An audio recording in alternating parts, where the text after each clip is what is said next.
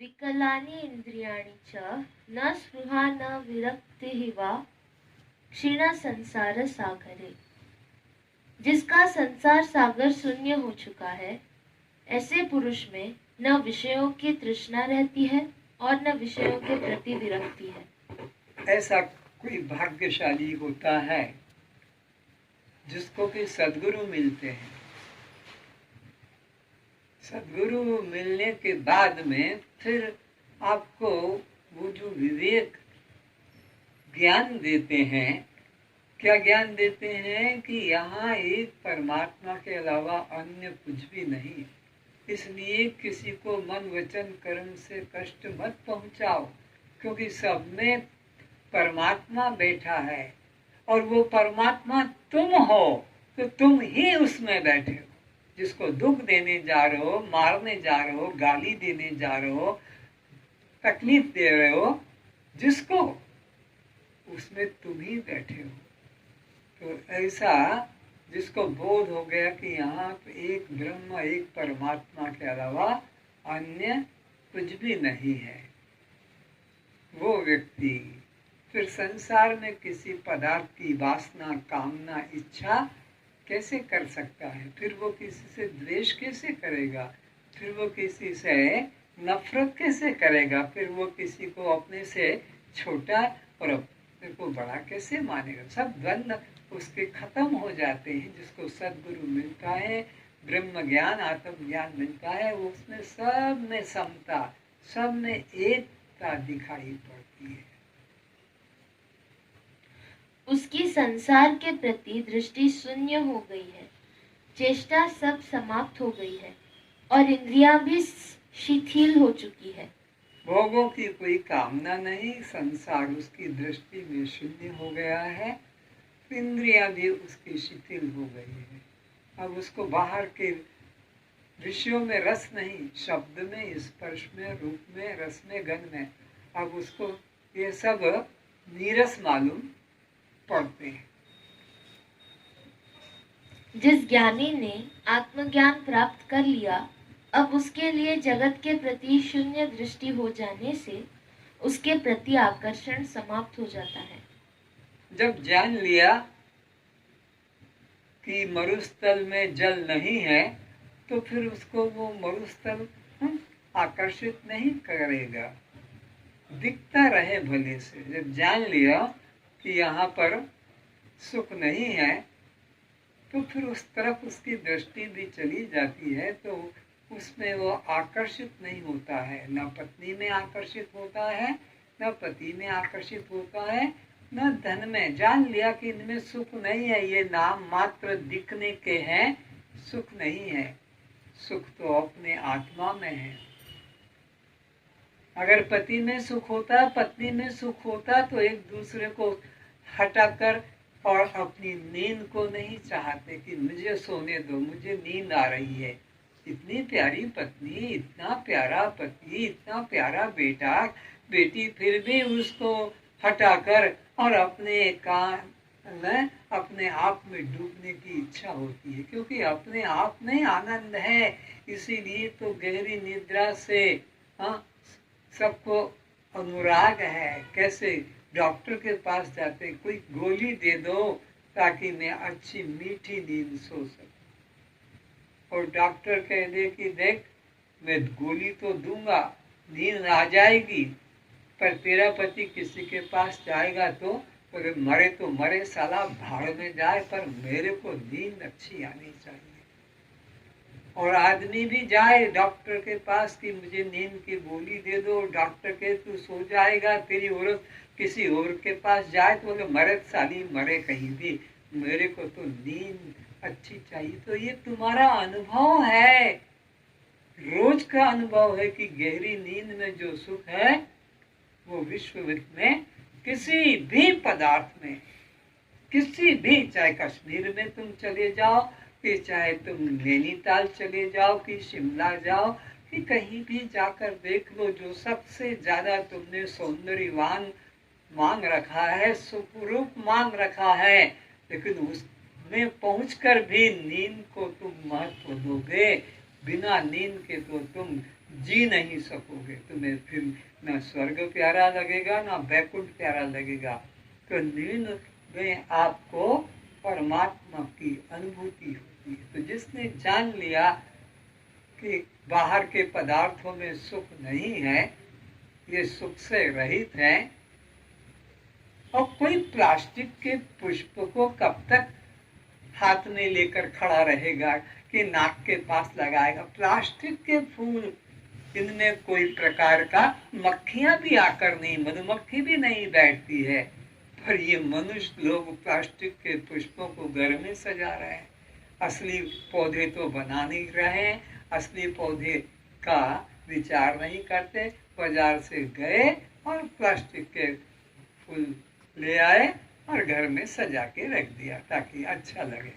तो ये हमारी मनोदशा देखो कि प्लास्टिक के पुष्पों में, प्लास्टिक के फलों को घर में प्लेट में रखा है सजा कर, आने जाने वाले देखें और उठाएं और आप हंसेंगे, वो ये अमरूद, ये आम नकली है। तो ये संसार प्लास्टिक के फूल है। जिस ज्ञानी ने जान लिया, अब उसके मन में उनके प्रति आकर्षण नहीं रहता है। ऐसा ज्ञानी क्रिया रहित, चेष्टा रहित हो जाता है। फिर किसके लिए भाग दौड़ करेगा, किस और जाना चाहेगा। जान लिया कि यहाँ कोई सुख रूप नहीं है और वो सुख मेरे अंदर है, तो वो क्रिया से रहित हो जाता है। जिसे सब कुछ मिल गया, फिर चेष्टा किसके लिए? जिसे महान जलाशय मिल गया, फिर वह जल पूर्ति के लिए अनेक सरोवर, कूप, झरनों की यात्रा क्यों करे? गांव में देखा है, पानी की असुविधा के कारण कहीं पर तो नहाने जाना पड़ता है, कहीं पर उन्हें पीने का पानी लेना पड़ता है, कहीं पशुओं के लिए जाना पड़ता है पानी के लिए, मिलाने के लिए। पर उनको अगर महान जलाशय मिल जाए तो एक ही जगह सब काम हो जाए। ये संसारी बात। ऐसे ही हम विभिन्न लोगों की सेवा से और उनसे सुख पाने की आशा करते हैं। लेकिन जिसको ब्रह्मानंद का अनुभव हो गया, अब उनको नाना देवी देवताओं की, नाना पदार्थों की, कि नाना व्यक्तियों की खुशामद करने की वहाँ उनके पास जाने की जरूरत नहीं होती। महान जलाशय जिसको मिल जाए, निर्मल पानी वहीं मिल जाता है, तो फिर रोज जगह जाने की जरूरत नहीं। ऐसे ही जिसको ब्रह्मानंद का अनुभव हो जाता है, सदगुरु की शरण में जाकर, फिर उसको और नाना देवी देवताओं की शरण में जाना नहीं पड़ता, उनके नाम का व्रत उपवास करना नहीं पड़ता। नदी पार करने के बाद नौका का क्या प्रयोजन? रोग निवृत्ति पर औषधि का क्या प्रयोजन? अमृत पान कर लेने के बाद दूध पान करने का क्या प्रयोजन? जिसने ब्रह्मानंद का अनुभव कर लिया, उसको फिर विषय आनंद की ओर आकर्षण नहीं। विषय आनंद कैसा है? ये कुत्ता एक हड्डी का टुकड़ा उठाता है और उसे चबाता है, चूसता है और उसके द्वारा उसका मुख का अंदर का चमड़ा फट जाता है, रगड़ करके घाव हो जाता है, उसमें से रक्त निकलता है। हड्डी में से रक्त नहीं निकलता, पर कुत्ता समझता है ये जो मैं हड्डी को चूस रहा हूँ, चाट रहा हूँ, चबा रहा हूँ, क्या रस आ रहा है, कितना रस है, और बाद में दुख ही दुख में है। तो कुत्ते का जैसे हड्डी को चबाकर और उससे रस का विश्वास करना कि ये रस दे रहा है, ठीक इसी प्रकार स्त्री और पुरुषों का कि स्त्री मुझे सुख दे रही है और पुरुष मुझे दे रहा, अपनी स्नायुओं का घर्षण के द्वारा अपना ही वो रस कहो कि रजवीर्य को स्खलित हो, अपने ही कर, और उसको मूर्ख मान लेता है। क्या स्त्री ने सुख दिया कि क्या पुरुष ने सुख दिया, ये संसार का सुख स्त्री पुरुषों का क्या है, जैसे कुत्ते के द्वारा हड्डी चबाकर और उसमें सुख का अनुभव करना, पर वहाँ सुख नहीं है, भ्रांति है। ऐसे ही जगत में भी पदार्थों में या विषयों में सुख नहीं है, भ्रांति है। भगवान ने तो डिक्लेयर कर दिया अनित्यम असुखम, बात खत्म। अनित्यम असुखम लोकम इमम, ये सारा संसार या संसार के लोग अनित्य और सुख से रहित है, पर लटके हैं, सब लटके बैठे हैं, एक दूसरे से चिपके हुए हैं। ये सुख का साधन मेरे पास, ये सुख का साधन मेरे पास, अरे एक भी सुख रूप नहीं है। जब भगवान ने ये घोषणा कर दी कि अनित्यम असुखम, लेकिन कौन मानता है भगवान की बात, कौन मानता है संत गुरु की बात? बस मूर्ख अपने मन की बात मानता है और फिर दुख पाता है। ज्ञानाग्नि से दग्ध हो जाने के बाद अन्य अग्नि का क्या प्रयोजन? ज्ञान द्वारा मुक्ति हो जाने पर वेद के कर्म उपासना का क्या प्रयोजन? आत्मदर्शी गुरु मिल जाने के बाद अन्य गुरु शरण जाने की क्या जरूरत है? जिस तरह पहले ही जले हुए को फिर कोई नहीं जलाता, पहले ही पके हुए अन्न को फिर से नहीं पकाते, उसी तरह ज्ञानाग्नि से दग्ध हुए देह भाव के बाद मृत देह के अंतिम संस्कार करने की अथवा कोई श्राद्ध क्रिया करने की आवश्यकता नहीं है।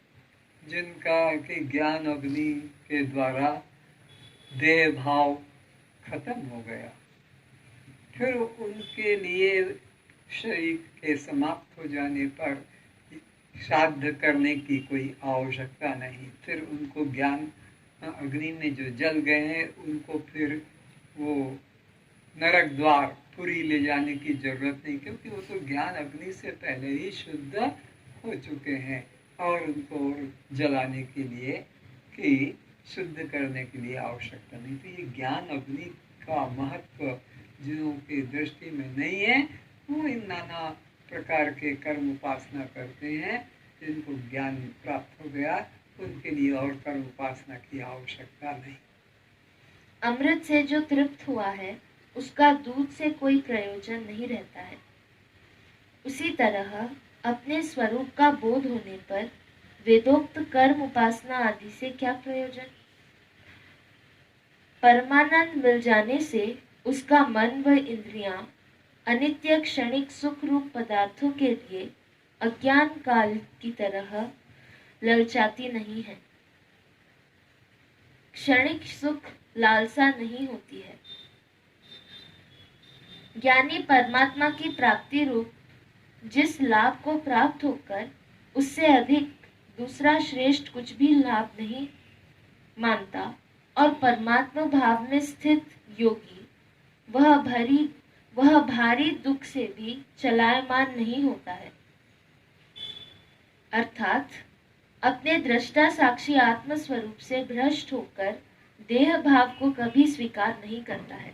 जिस व्यक्ति ने अपने आत्मा का अनुभव कर लिया है, फिर उसके सामने संसार का कितना भी बड़ा दुख आ जाए तो उसको विचलित नहीं कर सकता, क्योंकि आत्मा तत्व का बोध आ जाने पर फिर न शस्त्र का डर रहता है, न अग्नि का डर रहता है, न जल का डर रहता है, न पवन का डर रहता है। आत्मा वो शक्ति है, इन्हें आपका जो असली रूप है उसको भगवान बता रहे हैं कि जिसने आत्मज्ञान प्राप्त कर लिया है उसको अब कोई भी प्रकार से मार नहीं सकता। वो अमरता को पा गया। आत्मा अमर है और जिसने अपने को जान लिया कि दृष्टा साक्षी अमृत आत्मा मैं हूँ, उसको फिर कोई भी मार नहीं सकता।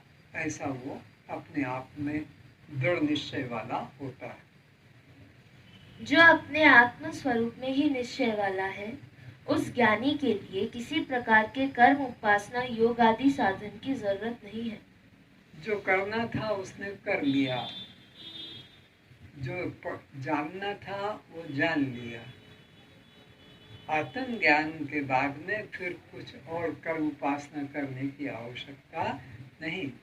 आत्म ज्ञान होता ही तब है जब पहले इन्होंने कर्म उपासना निष्काम भाव से कर लिया है, इनका मल विक्षेप दोष कट गया है। मल और विक्षेप दोष जब कट जाता है तभी वो आत्म ज्ञान के पात्र बनते हैं, अधिकारी बनते हैं। जैसे हाई स्कूल कर लेने के बाद ही कॉलेज के वो विद्यार्थी बनने के अधिकारी होते हैं, उसके पहले वो कॉलेज में प्रवेश नहीं कर पाते। ऐसे ही जिन्होंने मल विक्षेप को पहले ही खत्म कर दिया है कर्म उपासना के द्वारा, वे लोग इस आत्म ज्ञान को पाने के पात्र बनते हैं। फिर उनको और वापस कर्म उपासना की जरूरत नहीं रहती है।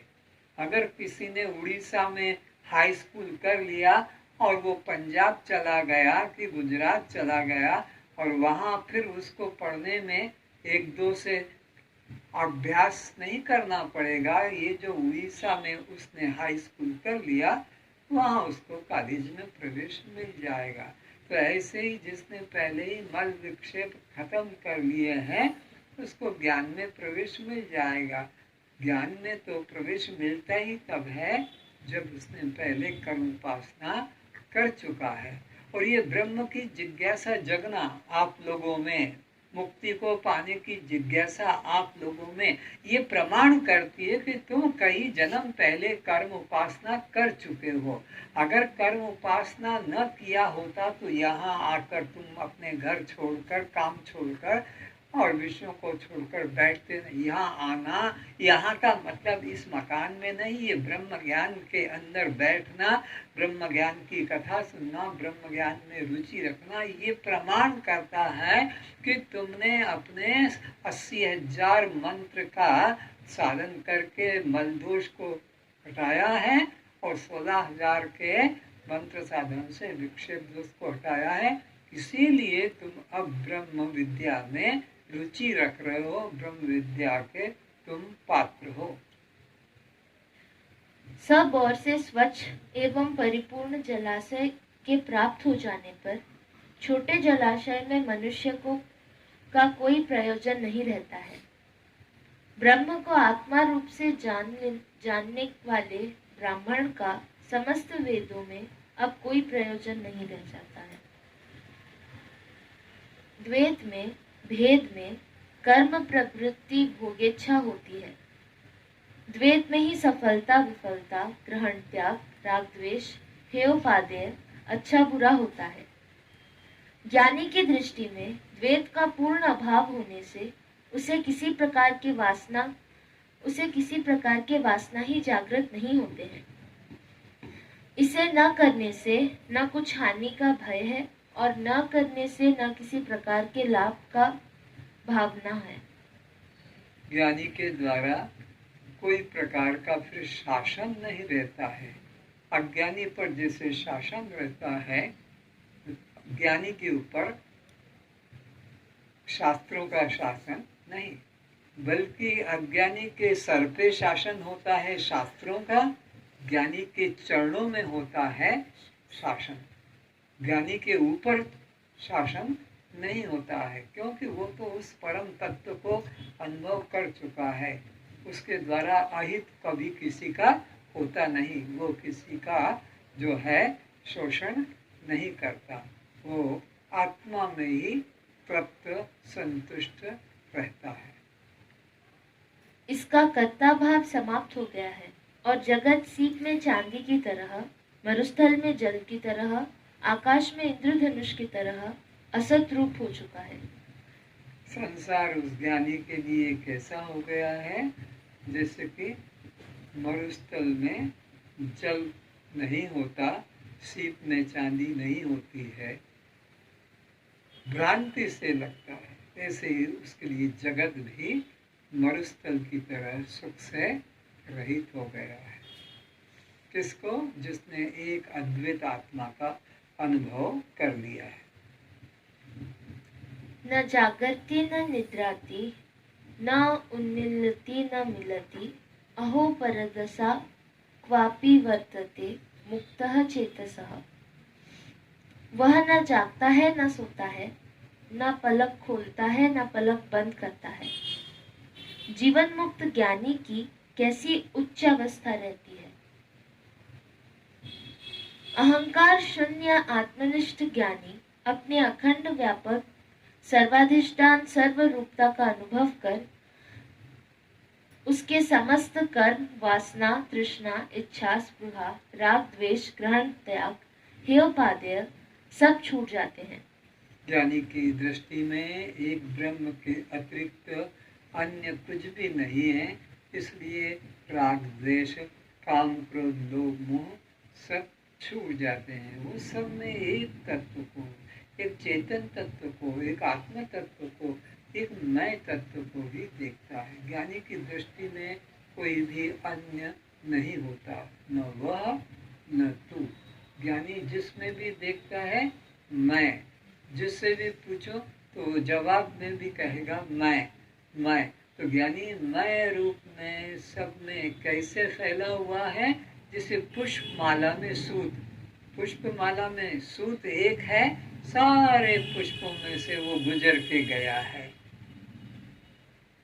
जैसे ये बिजली का पावर करंट सारे यंत्रों में से गुजर के गया है, सबके अंदर वो ही एक चेतन तत्व है। चाहे बल्ब से पूछो कि हीटर से पूछो कि आप कूलर से या टीवी से पूछो, तो सब में कहेगा पहले मैं यानी करंट यानी बिजली, उसके बाद में फिर वो अपने नाम बताएगा कि मैं बल्ब हूँ कि मैं टीवी हूँ, पर पहले मैं बिजली, मैं नाम जैसे हमारा हर एक में मैं यह हूँ, मैं यह हूँ, मैं यह हूँ, पहले मैं आएगा, बाद में यह वह तो जुड़ेगा।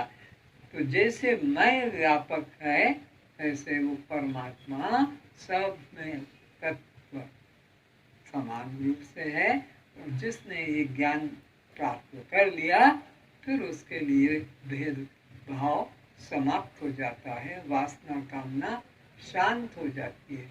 कौन दूसरा है जिसको मैं पाऊं और कौन दूसरा है जिसको मैं अलग कर दूं? अब तो केवल मैं ही मैं हूँ, मैं के अलावा कुछ दूसरा नहीं। जैसे कि कांच महल में सब तरफ तुम अपने को देखोगे, ऐसे ज्ञानी सब में अपने को देखता है।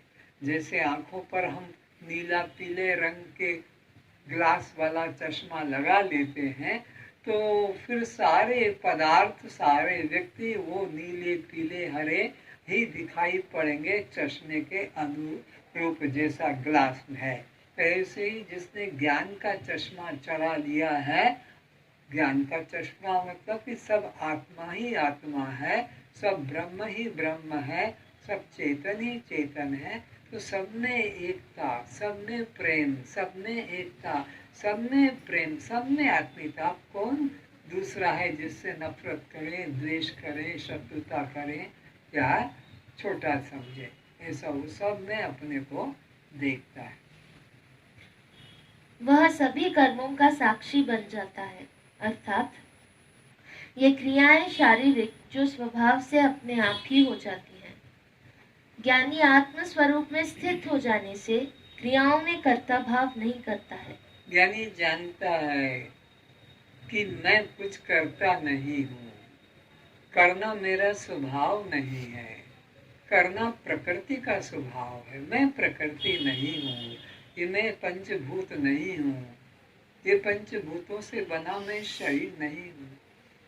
क्योंकि मैं आकाश को देखता हूँ तो आकाश से मैं अलग हूँ, मैं वायु को देखता हूँ तो मैं वायु से अलग हूँ, मैं तेज को देखता हूँ तो मैं तेज से अलग हूँ, मैं चंद्रमा को देखता हूँ तो चंद्रमा से अलग हूँ, सूरज को देखता हूँ तो तभी तो मैं देखता हूँ कि वो उधर मैं इधर, वो उधर मैं इधर। मैं जल को देखता हूँ, मैं वायु को। तो जब मैं इन पृथ्वी से, जल से, तेज से, वायु से, आकाश से अलग हूँ, न मैं पृथ्वी, न मैं जल, न मैं तेज, न मैं वायु, न मैं आकाश, तो जब ये मैं नहीं तो फिर उनसे बना ये शरीर में कैसे हो सकता हूँ? जब मैं वो नहीं तो उनसे बना यह शरीर में कैसे हो सकता हूँ? ऐसा ज्ञानी को विवेक हो जाता है। तो जिस देह को अज्ञानी लोग मैं करके जानते हैं, ज्ञानी इस देह भाव से सदा के लिए मुक्त हो जाता। फिर उसको न नाम का अहंकार, न रूप का, न जाति का, न धर्म का, न परिवार का, फिर सब अहंकार छूट जाते हैं। जिसने देह भाव छोड़ दिया उसको फिर कोई भी नाम पुकारे तो उसको दुख नहीं, कोई निंदा करे दुख नहीं, प्रशंसा करे उसको कोई खुशी। जानते कि ये शरीर में नहीं, तो इसका नाम लेकर कोई पुकारता है तो मैं उस पर दुख क्यों मानूं। यानी जाति में अहंकार नहीं करता तो कोई जाति की निंदा करे तो दुख नहीं, प्रशंसा करे तो उसे सुख नहीं। देह से मैं भाव जिसका टूट गया, अब उसको देह की कोई अवस्था विचलित नहीं कर सकती। देह की अवस्था से कौन दुखी होगा? जो अपने को देह मानकर जी रहा है। वह इन सब क्रियाओं को दूर से साक्षी बना देखता रहता है। समस्त कर्मों को गुण व पंचभूतों का कार्य देख किसी कर्म में कर्तापन का अभिमान नहीं करता है। तो कर्म ध्यान से समझे, कर्म बंधन रूप नहीं है, कोई कर्म बंधन रूप नहीं है।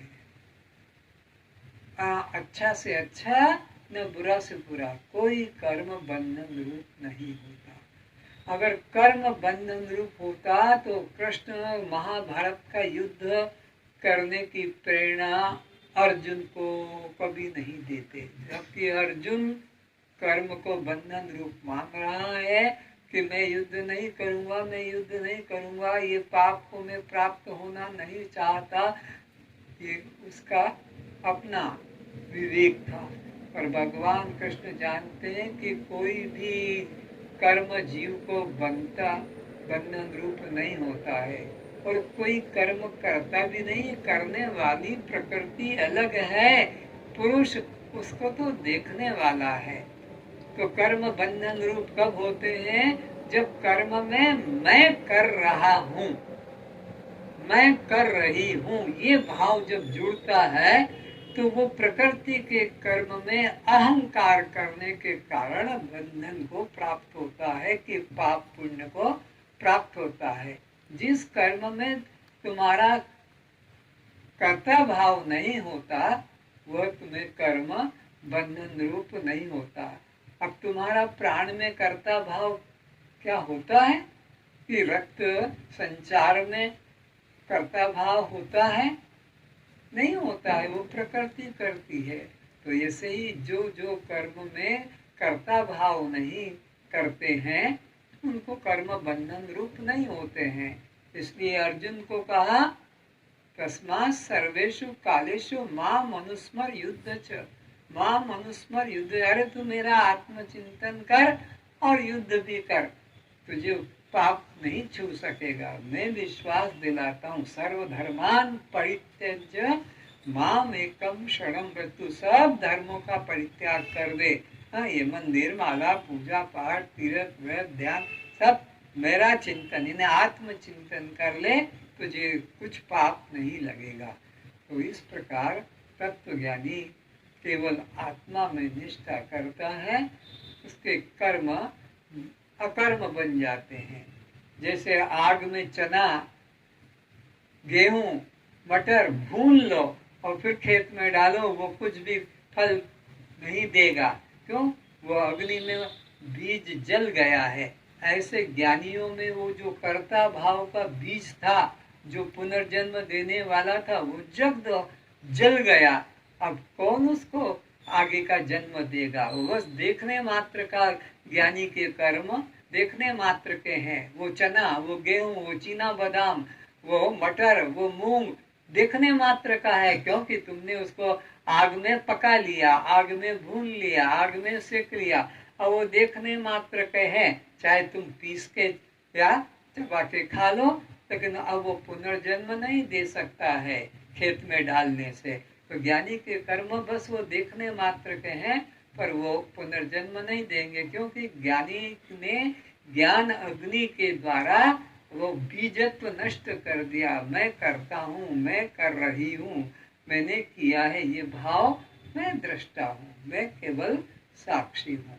बस ये भाव हो जाने से फिर वो कर्म बंधन रूप नहीं होता।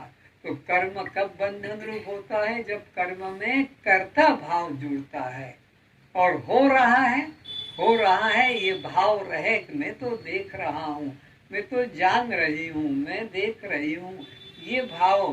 क्या जैसे घर में नौकर काम कर रहा है, कोई झाड़ू कोई पोछा कर रहा है, कोई अपना कपड़े धो रहा है, कोई भोजन बना रहा है। घर में बड़े घर हैं, बड़े लोग हैं, सब काम के लिए नौकर लगा रखे हैं, वो मालिक बनकर देखता रहता है। ऐसे ज्ञानी मालिक बनकर देख रहा है। आंख अपना काम कर रही है, कान अपना काम कर रहा है, पैर अपना काम कर रहे हैं, हाथ अपना। वो कर्म में और अहंकार नहीं करता मैं चल के आया हूँ। ये मूर्ख कहेंगे मैं चल के आया हूँ, मैंने ये काम किया, मूर्ख कहेगा। और ज्ञानी क्या जानता है? शरीर से काम हो रहा है, शरीर ने किया है, हाथों ने किया है, मैंने नहीं, मैं तो देख रहा हूँ। देखने वाला, जैसे घर में बूढ़ा आदमी, सबसे बड़ा बूढ़ा, वो बैठा है, देख रहा है, बेटा भी कर रहा है, बेटी भी कर रही है, और ये नौकर भी कर रहे हैं, मेरी पत्नी भी, इन्हें सबको देखता है, वो खुद कुछ भी नहीं करता है। घर में बड़ा बूढ़ा आदमी देखता है, काम हो रहा है सबके द्वारा, वो अपना अलग बैठा है। तो ज्ञानी इसी प्रकार अलग बैठा हुआ है, और ये पांचों कर्मेंद्रियों को, पांचों ज्ञानेंद्रियों को, पंच प्राणों को, पंच कोशों को, तीन गुणों को, तीन अवस्थाओं को बस देख रहा है। न वो तीन अवस्था में अभिमान करता कि मैं जागृत हूँ, मैं स्वप्न कि मैं सुषुप्ति हूँ। न वो देह की अवस्था में अहंकार करता कि मैं बालक, जवान या बूढ़ा हूँ। न वो और भूत भविष्य वर्तमान के अंदर अहंकार करता, बस वो साक्षी मात्र है। तो ज्ञानी अपने को प्रकृति से अलग दृष्टा साक्षी भाव में रखता है, इसलिए उसको बंधन रूप नहीं होते। अज्ञानी मैं करता हूँ, मैंने किया, ये भाव है। आप लोग भी मैंने सुना है, ये सुनना धर्म किसका है? और तुमने क्या बोल दिया? मैंने सुना। तुम कहते हो मैंने देखा, पर देखना धर्म किसका है? तो ये क्या हो रहा है? पराये कर्म को, पराये धर्म को आप अपने पे अहंकार करते हैं, तो ये तो चोरी हो गई ना। ये चोरी हो गई कि कर्म किसी और का था और तुमने कहा मैंने किया। जैसे जमीन किसी और की, मकान किसी और का, और तुमने कह दिया कि ये तो जमीन या मकान मेरा है। तो ऐसे ही प्रकृति के द्वारा हो रहा है कर्म, और हम अहंकार करते हैं कि मैंने किया। भगवान बार बार कहते हैं पर धर्मो भयावह, इसलिए पर धर्म में अहंकार तोड़ो और अपने धर्म में जियो। स्वधर्मे निधनम श्रेय। स्वधर्म क्या है? दृष्टा, साक्षी, चैतन्य, बस ये तुम्हारा स्वभाव है, इसमें जियो, इसमें रहो, और ये बाकी सब काम प्रकृति के हैं, उसी में रहने दो। न जागृति, मन की मुक्त दशा को प्राप्त ज्ञानी कभी जागृत नहीं होता। इस कथन का स्थूल अर्थ यह न ग्रहण करे कि वह मर चुका है या कुंभकर्ण की तरह सब समय शयन कक्ष में सोया पड़ा रहता है। वह जागृत होता है देह रक्षा हेतु आवश्यक स्नान, भोजन आदि कर्म करते समय तथा मुमुक्षुओं को तत्वोपदेश करते समय बहिर्मुख होता है। राज्य पालन आदि कार्य भी करता है। कबीर रेदास सदन धन्ना अपना पैतृक कार्य आजीविका के लिए अंत समय तक करते थे, किंतु उनकी दृष्टि में संसार को सत्य मानकर उसे विशेष रूप से निखारने की, भोग करने की भावना उनमें नहीं थी। अज्ञानी के द्वारा जब तक जीवन है सभी प्रकार के अज्ञानी की तरह कर्म होते हैं, लेकिन अज्ञानी को कर्म में कर्तापन का अभिमान होता है, ज्ञानी को कर्मों में साक्षी भाव रहता है। बस ये साक्षी भाव की ही कला सीखना है, और कुछ भी अन्य साधन करने की जरूरत नहीं। मैं साक्षी हूँ, मैं दृष्टा हूँ। कर्म हो रहा है प्रकृति के द्वारा, 3 गुणों के द्वारा, पंचभूतों के द्वारा, 25 प्रकृति के द्वारा। मैं केवल इनको जानने वाला है। यह भाव ही तुम्हें अपने अंदर लाना है, ये विचार मन में जगाना है। क्योंकि वे अपने से पृथक जगत को सत्य रूप नहीं देखते थे। वे संसार को मरुस्थल के जल, रस्सी में भासने वाले सर्प की तरह मिथ्या देखते थे। तो आज फिर से एक बार और दोहरा देंगे। एक एक व्यक्ति यह स्पष्ट करेगा कि यह मैं नहीं, यह मैं नहीं, मैं इससे अलग दृष्टा। यह चीज, कोई भी चीज को लेकर, जैसे यह हाथ मैं नहीं, मैं हाथ का दृष्टा। यह घड़ी में नहीं, घड़ी मेरा, दृश्य में घड़ी का दृष्टा। तो जिस जिसको भी मेरा करके बता दो वो, और ये मैं नहीं। मकान मेरा किंतु मैं मकान नहीं, गाय मेरी पर मैं गाय नहीं, साइकिल मेरी। एक एक व्यक्ति आज यही अंतिम आपका उपदेश में सुनूंगा। आज आखिरी दिन है तो एक एक शुरू कर दो कि यह मेरा किंतु यह मैं नहीं। व्यवहार के लिए, समाज में बोलने के लिए यह मेरा कहा जाता पर यह मैं नहीं, यह मैं नहीं, यह मेरा पर यह मैं नहीं। बोलो तो। हाँ बोलो बोलो। ये विचार जगना है कि जिसको मेरा कह दिया मैं उससे अलग हूँ। बस जिसको भी मेरा कह दिया, तुम्हारे मुंह से निकल गया ये मेरा, बस तो सोचो ये मैं नहीं हूँ। बस एक एक बोलो, करते जाओ। ये शरीर मेरा, मैं हाँ, बस ऐसे और निकालते जाओ अपने आप। मैं आंख से देख रहा हूँ, बार बार बोलूंगा नहीं। ईमान मेरा, ईमान नहीं, हाँ। ईमान का दृष्टा है। ठीक है। ये वस्त्र मेरे हैं, ये नहीं। ये आँख मेरा, मैं आँख। बोलते जाओ, सबको बोलना है। यही भेंट दे के जाना है। जैसे गुरु लोग को भेंट करते ना, यही भेंट करके जाओ। क्या ये मेरा है नहीं, यह मैं नहीं, यह मेरा है पर यह मैं, यह मेरा है पर यह मैं नहीं। तो जो मेरा नहीं है वो यहाँ चढ़ाते जाओ, जो मेरा नहीं है उसको यहाँ चढ़ा दो। बस तुम उससे बंधन से मुक्त हो जाओगे। बोलते जाओ। जिस जिसको तुम जीवन में मेरा कह चुके हो, जिस जिसको तुम अभी बता सकते हो कि ये मेरा, ये मेरा, तो जान लो कि ये मैं नहीं, जान लो कि ये मैं नहीं। जिसको मेरा बता सकते हो कि किसी भी चीज को, ये मेरा पर मैं ये नहीं, ये मेरा पर मैं ये नहीं।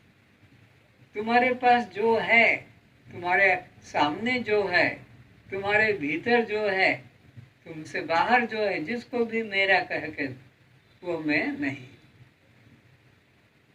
बोलो तुम में से।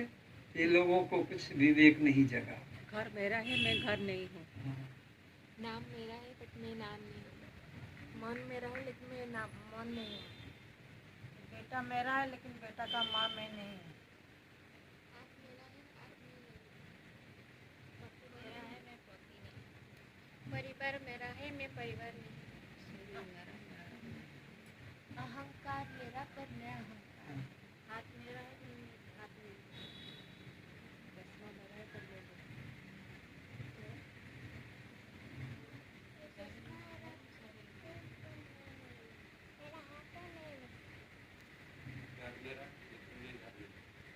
और कोई इधर विवेक किसको जगा है?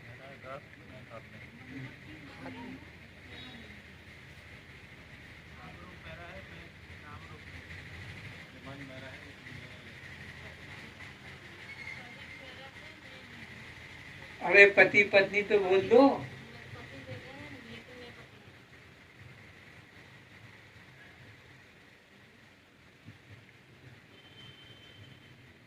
और कोई?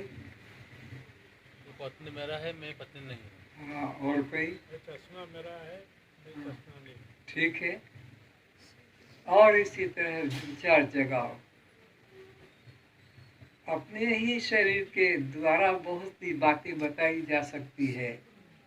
हाँ, आँख है, नाक है, मुख है, दांत है, नाखून है, जीभ है, बाल है, चमड़ा है, वजन है, सब तो है इसमें। कस्त्वम,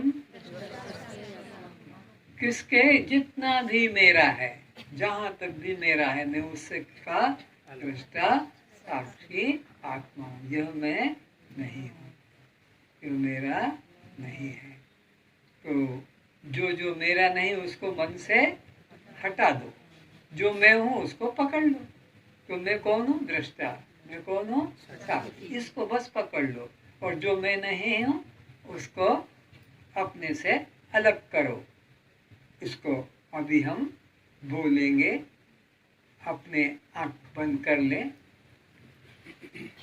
ना हम मनुष्यो न च देव यक्षो,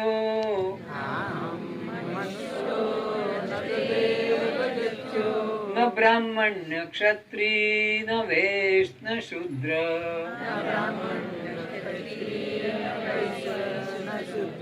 न ब्रह्मचारी न गृही न वनस्थो,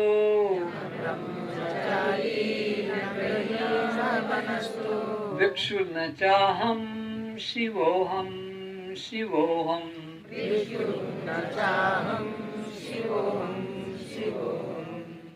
अब जितने को ना हम बोला, बस वहां से मन को हटा दो, और जिसमें हम जुड़ गया, शिवोम शिवोम, बस मैं कल्याण स्वरूप आत्मा हूँ।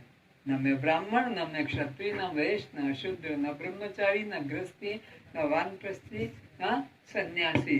बस ये भाव ना हम से हटा दो, और जो है उसमें जोड़ो।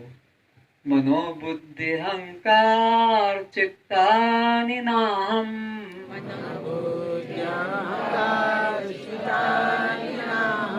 कभी नहीं हूँ, मन भी नहीं, बुद्धि भी नहीं, चित्त भी नहीं, मैं अहंकार ये नहीं हूँ। ये बस इतने खाली कर लो। मनोबुद्धि अहंकार चित्तानि नाहम्,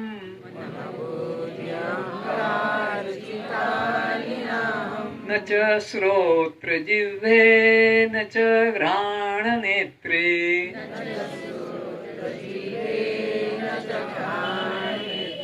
तो ये कान भी मैं नहीं, ये त्वचा भी मैं नहीं, यह चक्षु भी मैं नहीं, ये जिह्वा भी मैं नहीं, ये घ्राण भी, ये सब मैं नहीं हूँ। इनका अहंकार तोड़ दो, तो फिर मैं क्या हूँ? चिदानंद रूप शिवोहम शिवोहम।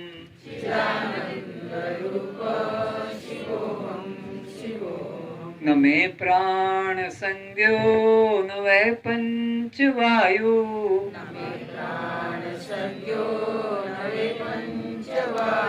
न वा सप्त धातुर्न वा पंच कोशा,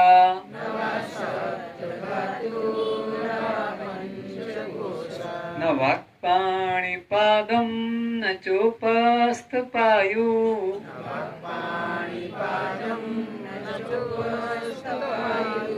चिदानंद रूप शिवोहम शिवोहम।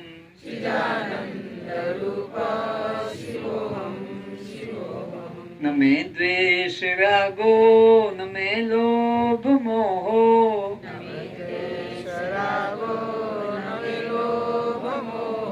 मदो नैव मैनेव मात्सर्य भाव,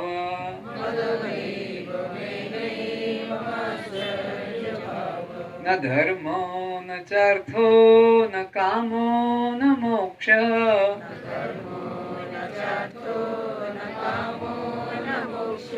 चिदानंद रूप शिवोहम शिवोहम।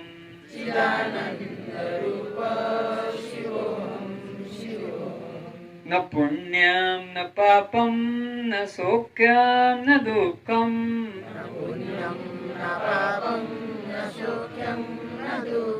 न मंत्रो न तीर्थ न वेदा न यज्ञ,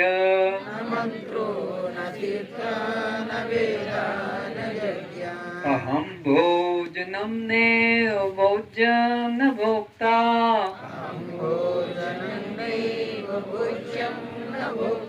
चिदानंद रूप शिवोहम शिवोहम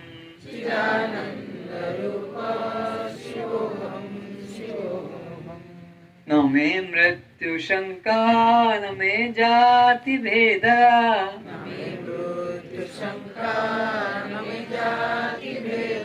पिता नैव मैनेव माताश्च जन्म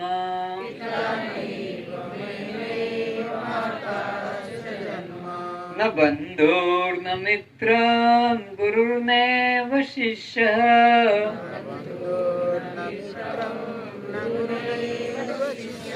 चिदानंद रूप शिवोहम शिवोहम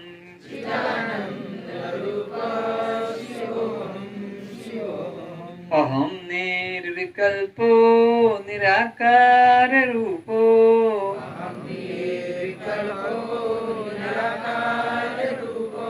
विभु व्याप्त सर्वत्र सर्वेन्द्रियाणाम्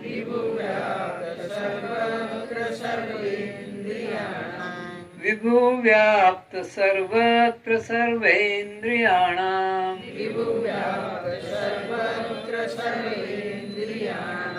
सदा मे समत्वं न बन्धं न मुक्ति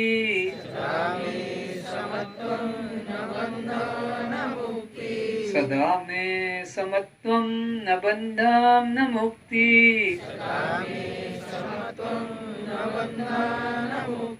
चिदानंद रूप शिवोहम शिवोहम चिदानंद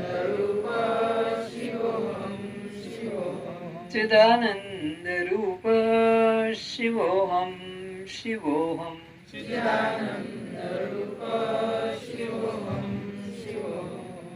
सभी अपने नेत्र खोले। अभी आप लोगों ने जो स्वरूप को स्पष्ट किया तो उसमें से क्या क्या आप हैं और क्या आप नहीं हैं ये तो बता दो। अभी मुख से बोला है जितना, उसमें से आप क्या हैं? केवल बस ये निकला, बाकी कुछ भी मैं नहीं, कुछ भी मैं नहीं, कुछ भी मेरा नहीं। नाम, क्योंकि सब पे तुमने स्टेम मार दे, नाम नाम, इटामुनु है, इटामुनु है, ये मैं नहीं, I am not this, I am not this, ये मैं नहीं, ये नहीं, तो बस तुम अलग हो गए। कौन? चिदानंद रूप। बस यही तुम्हारे अंतःकरण में भाव जगाओ, इसी में कल्याण है। ठीक है, जो मेरे द्वारा भूल हो गई है, समझाने में त्रुटि हो गई है, किसी को दुख लगा हो तो क्षमा करें। सर्वे भवन्तु सुखिनः, सर्वे सन्तु निरामया, सर्वे भद्राणि पश्यन्तु, मा कश्चित् दुःखभाग् भवेत्। आज इतना ही, प्रारब्ध होगा तो फिर मिलेंगे। यहाँ का आज का यह अंतिम आपका हमारा